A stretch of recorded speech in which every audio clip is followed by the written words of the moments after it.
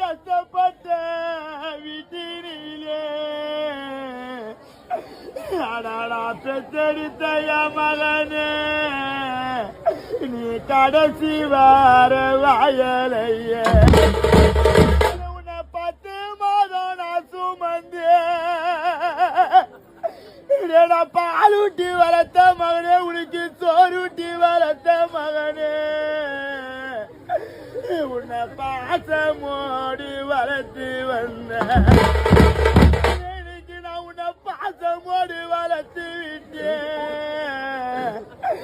எங்களை விட்டு பாதியில போகிறீ நீ பாசமோடி இருந்து விட்டே பெற்றெடுத்த மகனே